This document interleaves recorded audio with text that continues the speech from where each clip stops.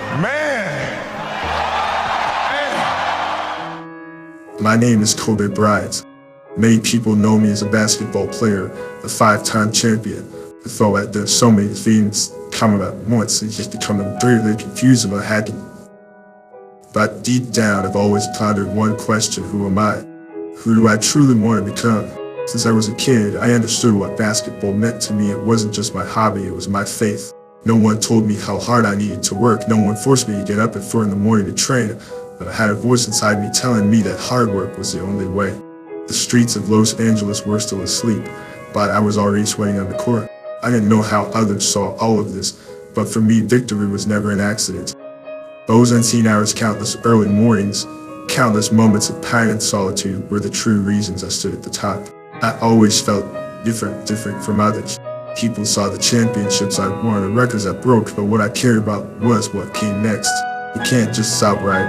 You need goals and you have to keep chasing them. Does breaking a record mean it's over? No, for me it never ends. What I pursue is a constant challenge of surpassing myself, of being better today than I was yesterday. But sometimes I do wonder, is it really worth pushing myself so hard? Especially in those moments of injury.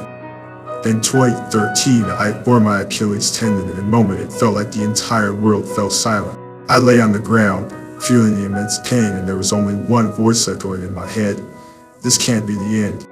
It was a profoundly real moment. My body almost refused to respond, but I knew I had to get up. I had to keep moving forward.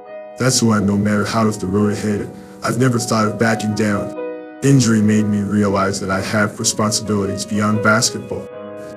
I have 4 daughters. They are the most important part of my life. I often ask myself, am I doing enough for them? After all, basketball will end one day, but family is forever.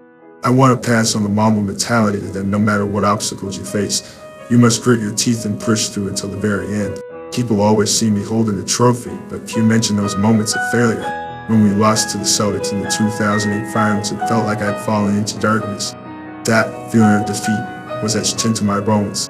But it was those failures that taught me the true meaning of striving. Every failure is an opportunity to start over and become even stronger after the fall. You can fight like a warrior on the court, but when you come home and face your children's smiles, you realize what true happiness is. Basketball is part of my life, but it's not everything.